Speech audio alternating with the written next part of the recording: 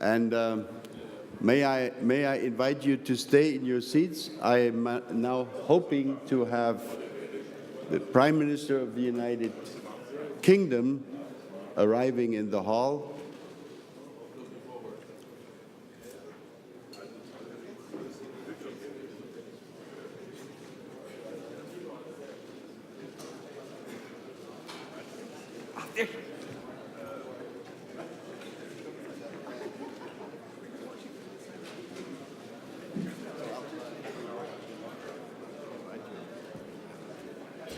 Ladies and gentlemen, it's my privilege and my pleasure to welcome the Prime Minister of the United Kingdom, Theresa May. Madam Prime Minister, you have the floor, please.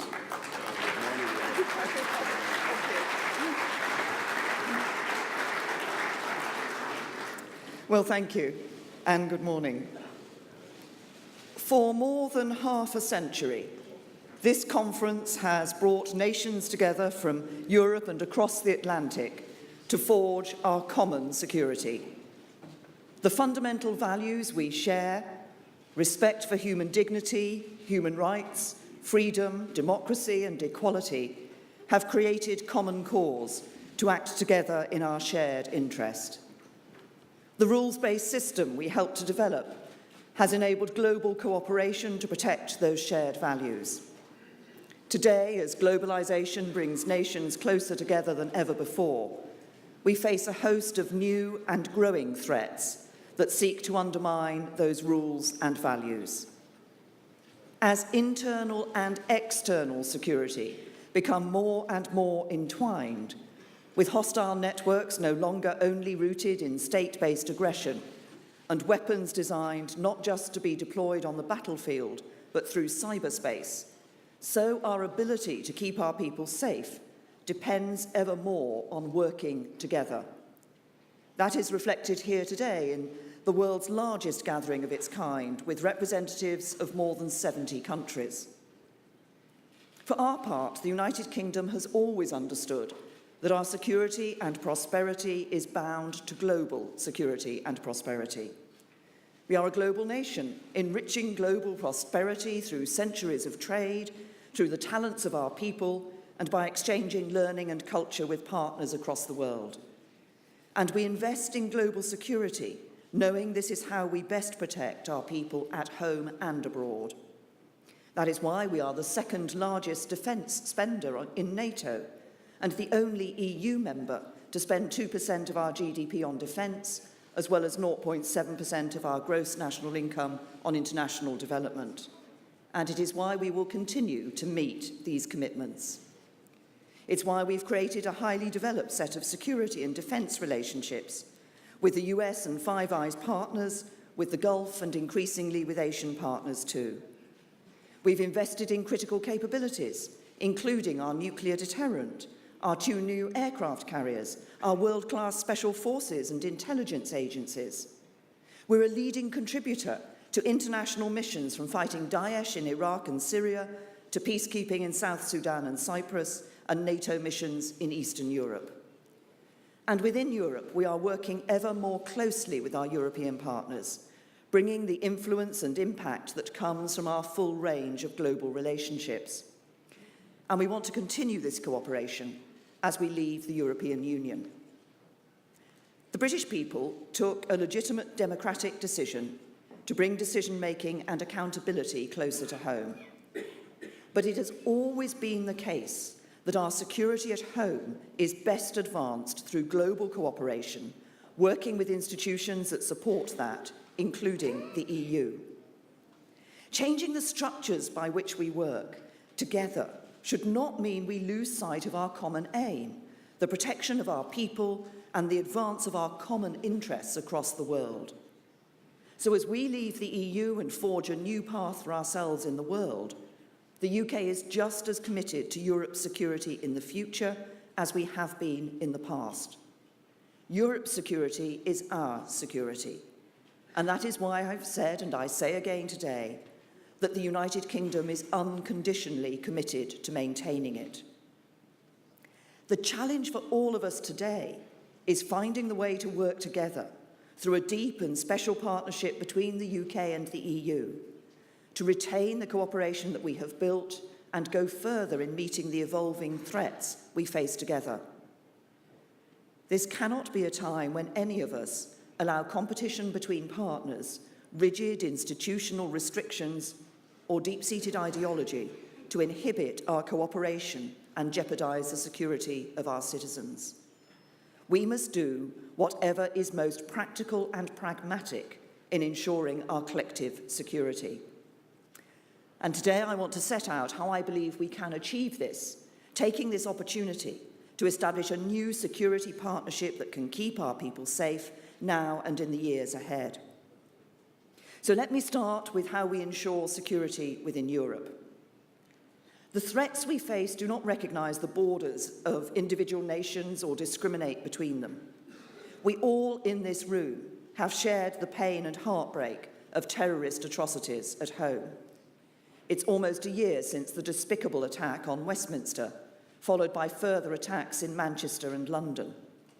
These people don't care if they kill and maim Parisians, Berliners, Londoners or Mancunians, because it's the common values that we all share which they seek to attack and defeat.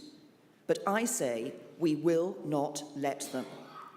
When these atrocities occur, people look to us as leaders to provide the response. We must all ensure that nothing prevents us from fulfilling our first duty as leaders to protect our citizens. And we must find the practical ways to ensure the cooperation to do so. We have done so before. When Justice and Home Affairs ceased to be intergovernmental and became a shared EU competence, of course there were some in the UK who would have had us adopt the EU's approach wholesale, just as there were some who would have had us reject it outright. As Home Secretary, I was determined to find a practical and pragmatic way in which the UK and EU could continue to cooperate on our common security.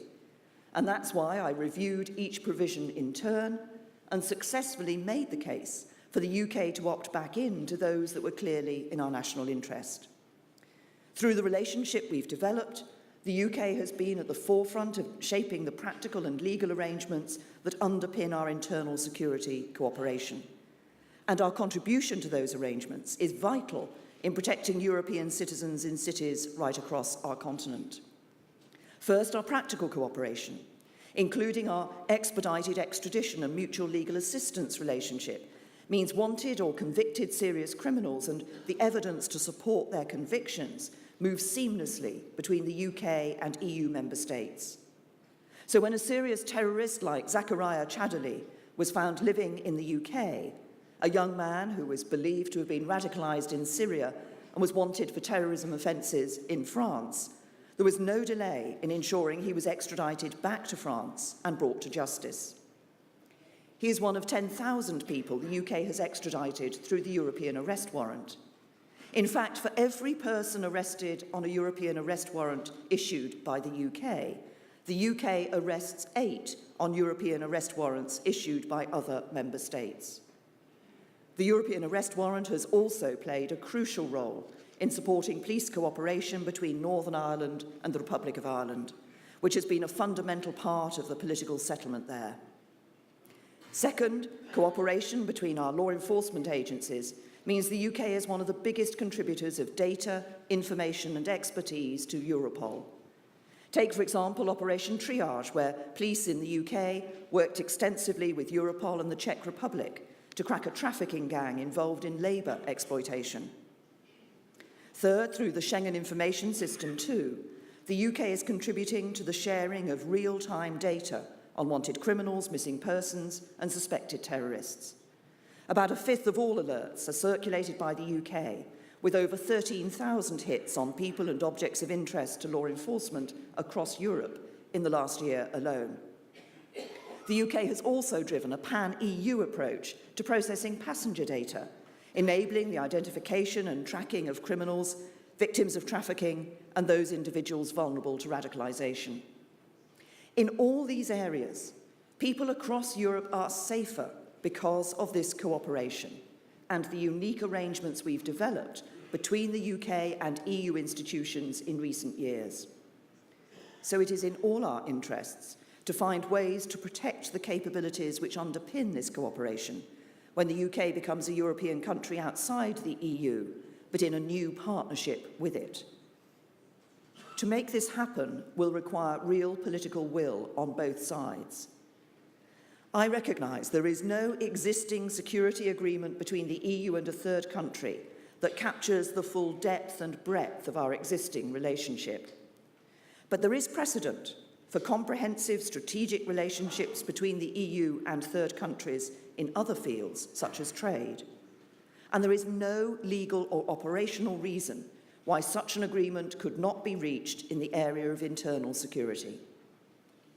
However, if the priority in the negotiations becomes avoiding any kind of new cooperation with a country outside the EU, then this political doctrine and ideology will have damaging real-world consequences for the security of all our people in the UK and the EU. Let's be clear about what would happen if the means of this cooperation were abolished. Extradition under the European arrest warrant would cease. Extradition outside the European arrest warrant can cost 4 times as much and take 3 times as long. It would mean an end to the significant exchange of data and engagement through Europol. And it would mean the UK would no longer be able to secure evidence from European partners quickly through the European Investigation Order, with strict deadlines for gathering evidence requested, instead relying on slower, more cumbersome systems. This would damage us both and would put all our citizens at greater risk. As leaders, we cannot let that happen. So we need together to demonstrate some real creativity and ambition to enable us to meet the challenges of the future as well as today. That's why I have proposed a new treaty to underpin our future internal security relationship.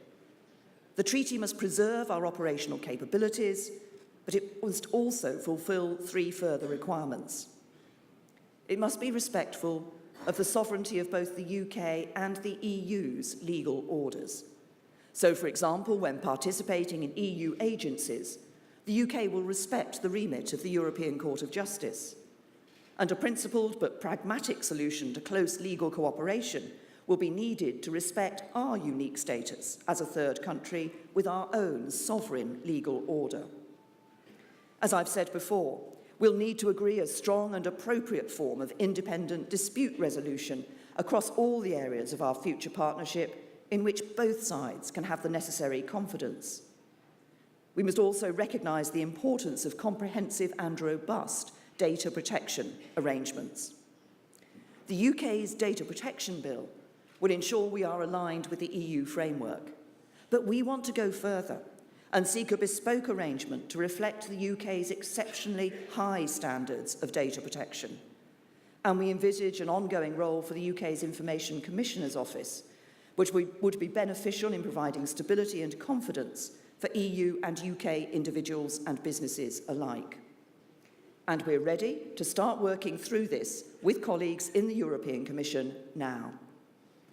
Finally, just as we've been able to develop the agreement on passenger name records in the face of terrorist atrocities in recent years, so the treaty must have an ability to ensure that as the threats we face change and adapt, as they surely will, our relationship has the capacity to move with them.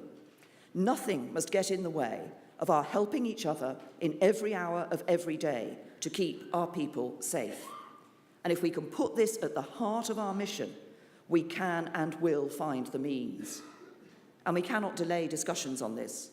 EU member states have been clear how critical it is that we maintain existing operational capabilities. We must now move with urgency to put in place the treaty that will protect all European citizens wherever they are in Europe. But clearly, our security interests don't stop at the edge of our continent. Not only do the threats to our internal security emanate from beyond our borders, as we look at the world today, we're also facing profound challenges to the global order, to peace, prosperity, to the rules-based system that underpins our very way of life. And in the face of these challenges, I believe it's our defining responsibility to come together and reinvigorate the transatlantic partnership and the full breadth of all our global alliances so that we can protect our shared security and project our shared values. The United Kingdom is not only unwavering in its commitment to this partnership, we see reinvigorating it as a fundamental part of our global role as we leave the European Union. As a permanent member of the United Nations Security Council, as a leading contributor to NATO, and as America's closest partner, we have never defined our global outlook primarily through our membership of the European Union or by a collective European foreign policy. So upon leaving the EU, it is right that the UK will pursue an independent foreign policy. But around the world, the interests that we will seek to project and defend will continue to be rooted in our shared values. That's true whether fighting the ideologies of Daesh, developing a new global approach to migration, ensuring the Iranian nuclear deal is properly policed, or standing up to Russia's hostile actions, whether in Ukraine, the Western Balkans, or in cyberspace. And in all these cases, our success depends on a breadth of partnership that extends far beyond the institutional mechanisms for cooperation with the EU. That means doing more to develop bilateral cooperation between European nations, as I was pleased to do with President Macron at last month's UK-France summit. It means building the ad hoc groupings which allow us to counter terrorism and hostile state threats, as we do through the 30-strong Intergovernmental European Counter-Terrorism Group, the largest of its kind in the world. It means ensuring that a reformed NATO alliance remains the cornerstone of our shared security. And critically, it means both Europe and the United States reaffirming our resolve to the collective security of this continent and to advancing the democratic values on which our interests are founded. Taken together, it's only by strengthening and deepening this full range of partnerships within Europe and beyond that we will be able to respond together to the evolving threats we face. So what does this mean for the future security partnership between the UK and the EU? We need a partnership that respects both the decision-making autonomy of the European Union and the sovereignty of the United Kingdom. And this is fully achievable. The EU's common foreign policy is distinct within the EU treaties, and our foreign policies will keep evolving. So there's no reason why we should not agree distinct arrangements for our foreign and defence policy cooperation in the time-limited implementation period, as the Commission has proposed. This would mean that key aspects of our future partnership in this area would already be effective from 2019. We shouldn't wait where we don't need to. In turn, if the EU and its remaining member states believe that the best means to increase the contribution Europe makes to our collective security is through deeper integration, then the UK will look to work with you and help you to do so in a way which strengthens NATO and our wider alliances too, as EU leaders have repeatedly made clear. The partnership that we need to create is therefore one which offers the UK and the EU the means and choice to combine our efforts to the greatest effect where this is in our shared interest. To put this into practice so that we meet the threats we all face today and build the capabilities we all need for tomorrow, there are three areas on which we should focus. First, at a diplomatic level, we should have the means to consult each other regularly on the global challenges we face and coordinate how we use the levers we hold where our interests align. In particular, we will continue to want to work closely together on sanctions. We will look to carry over all EU sanctions at the time of our departure, and we will all be stronger if the UK and EU have the means to cooperate on sanctions now and potentially to develop them together in the future. Second, it's clearly in our shared interests to be able to continue to coordinate and deliver operationally on the ground. Of course, we'll continue to work with and alongside each other. But where we can both be most effective by the UK deploying its significant capabilities and resources with and indeed through EU mechanisms, we should both be open to that. On defence, if the UK and EU's interests can best be furthered by the UK continuing to contribute to an EU operation or mission as we do now, then we should both be open to that. And similarly, while the UK will decide how we spend the entirety of our foreign aid in the future, if a UK contribution to EU development programmes and instruments can best deliver our mutual interests, we should both be open to that. But if we are to choose to work together in these ways, the UK must be able to play an appropriate role in shaping our collective actions in these areas. Third, it will also be in our interest to continue working together on developing the capabilities in defence, cyber and space to meet future threats. The UK spends around 40% of Europe's total on defence R&D. This investment provides a sizable stimulus to improve Europe's competitiveness and capability, and this is to the benefit of us all. So an open and inclusive approach to European capability development that fully enables the British defence industry to participate is in our strategic security interests, helping keep European citizens safe and Europe's defence industries strong. And Eurofighter Typhoon is a great example of this, a partnership between the UK, Germany, Italy and Spain, which has supported over 10,000 highly skilled jobs across Europe.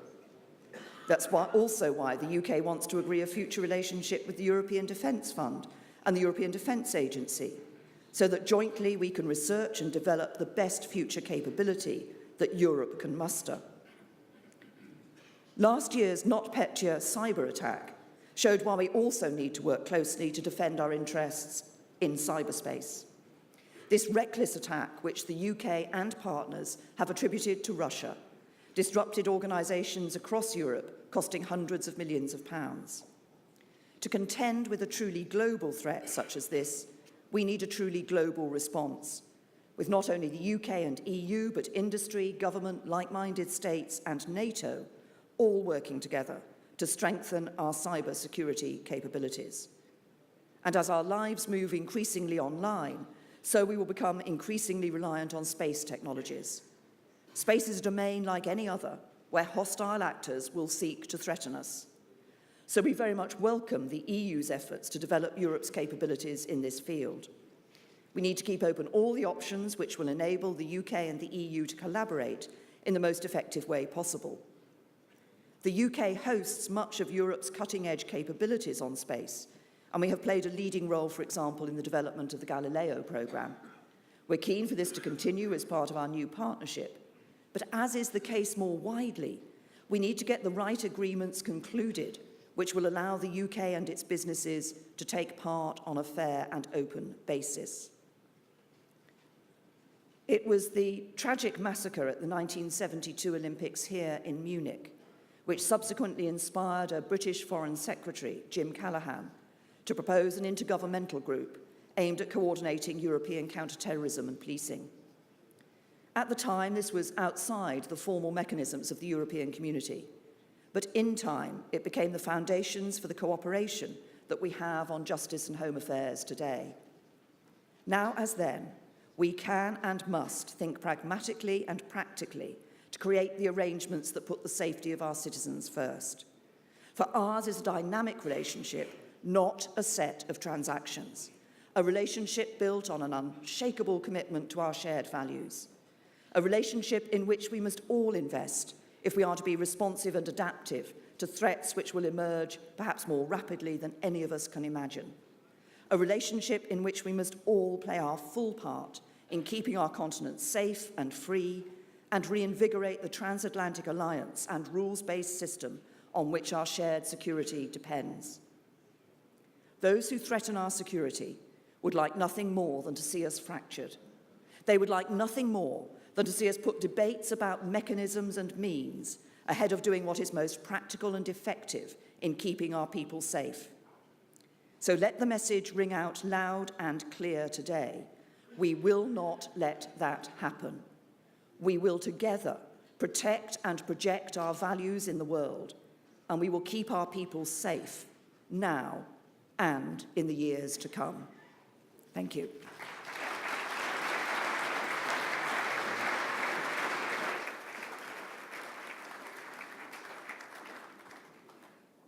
Thank you very much, Prime Minister, for this really very interesting presentation. We have very little time for Q&A. We're actually going to be eating into our coffee break, and I hope that's okay with the audience. We'll just limit the coffee break to 20 minutes, and I think that will give us at least time for a few questions. I have two questions from the audience in written form, which I'm going to read to you, but let me start this by offering a personal observation. As far as I'm concerned, almost everything you said reinforces my sense that the Brexit decision from the point of view of us inside the EU is extremely regrettable. Things would be so much easier if you stayed. So here comes the questions.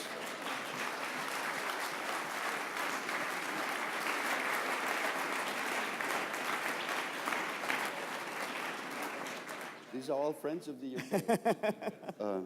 The first question comes from someone you know well, Espen Barth Eide, former foreign minister of Norway, and I'll read it.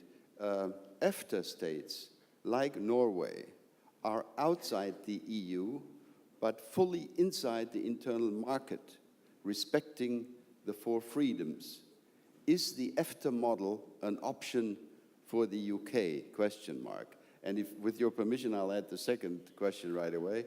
This comes from someone you also know well. It's Charles Grant. Charles, where are you? Somewhere in the back. Charles Grant. Concerning the future UK-EU relationship, the UK will have closer and more productive ties to the extent that it softens its quote-unquote red lines. This applies to the security relationship as much as to trade. Question: are you willing to compromise on the European Court of Justice and on EU rules on data? Question mark. Well, thank you very much. First of all, if I may respond to your remark, which I recognise received quite a round of applause from the audience, but we are leaving the European Union. There is no question of a second referendum or going back on that vote, and I think that's important because we gave the decision to the British people, and I believe the people have a right to believe that their politicians will actually respect their decisions when we've asked them to make that decision and to deliver on that. As regards the future relationships, be it trade in terms of EFTA and the internal market, or the security relationships that we have and where we see ourselves in relation to the European Court of Justice. The European Union's been very clear about the four pillars and the four freedoms being indivisible. Part of the reason for the vote in the United Kingdom to leave the EU was about the feeling that we wanted to take control of our own borders, i.e. That was the concern about free movement, that we wanted to take control of our own laws, that was a concern about the role of the European Court of Justice and of decisions that were being taken in Brussels. So, as I said in my speech, where we are looking to participate in EU agencies, we will respect the role of the European Court of Justice, but as a country outside the European Union, we will have our own sovereign legal order. And so the European Court of Justice will no longer have jurisdiction in the United Kingdom. And when we look to develop a new economic partnership in relation to trade, we recognise that there will be discussions.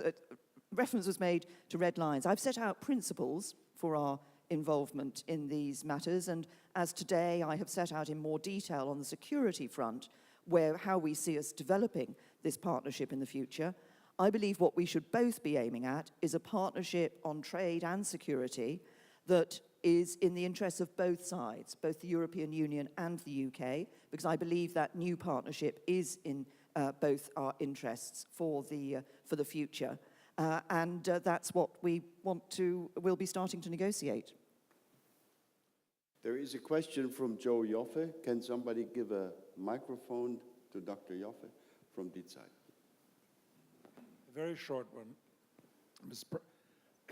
Prime Minister, yes, we should respect Vox Populi, but go back into the early 2000s. The French and the Dutch voted against the so-called Constitution, and then they voted again and accepted the new framework. That's not a matter of national shame. I think it may be a matter of national prudence. Can we take one more?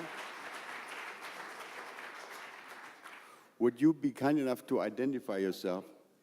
Yeah. Julian Lewis, MP, Chairman of the House of Commons Defence Committee. Prime Minister, some people feel that the Brexit vote means that Britain is reducing its commitment to European defence. Can you confirm that this is not the case, as evidenced by the fact that some of the strongest voices in favour of increasing Britain's defence budget are from members of Parliament who are strong Eurosceptics? Thank you very much. Well, if I can take the first question first. At the time when other countries in the European Union had referenda, the results came out against the new constitution, and then people were asked to vote again. Many of us in the United Kingdom actually said that that was not the right approach that should be taken. And the people in the UK feel very strongly that if they take a decision, that governments shouldn't turn around to them and say, no, you've got that wrong, have another go. See if you can get it right next time.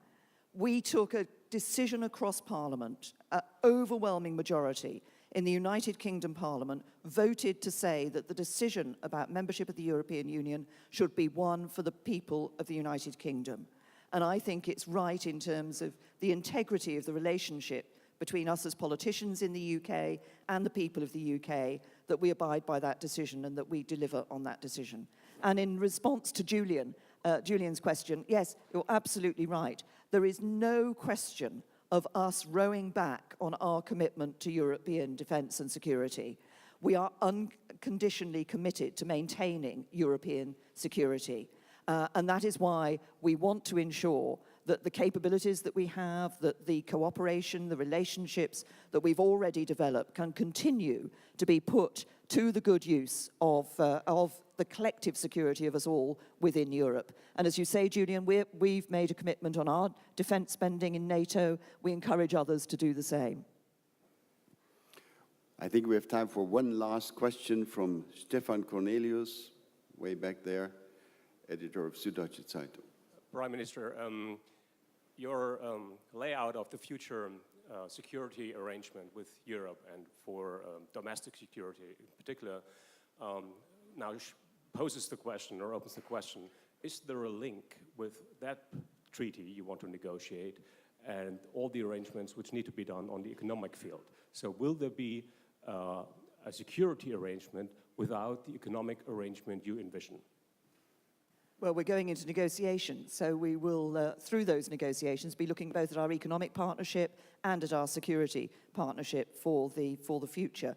What I've set out today is why I believe that security partnership is in everybody's interests, and that we could be looking to be ambitious about this and to have a new security treaty, so that we're not just looking at an arrangement that perhaps more naturally the EU would look at for a third country, but recognise the entwined nature of the work that we do together already, be it on counter-terrorism or on law enforcement and criminal justice work, and develop that security partnership. I hope we can start soon to, as I said, to discuss this security issue. I think it's very important, and I look forward to for us to being able to sit down and go through these details. Within the EU, we already have a different security relationship because of our Justice and Home Affairs opt-out, so we have that different relationship already, but let's be ambitious about a security treaty for the future, and let's ensure that the one goal we all have when we're looking at it is not about institutional structures or mechanisms, but is actually about the security of our people. Ladies and gentlemen, as we conclude this session, let me remind you that we need to be back here at 10:30 sharp to continue the discussion with Jean-Claude Juncker and the following speakers. Prime Minister, thank you very much. Let's offer a hand to the Prime Minister. It's been great to have you here. Thank you very much.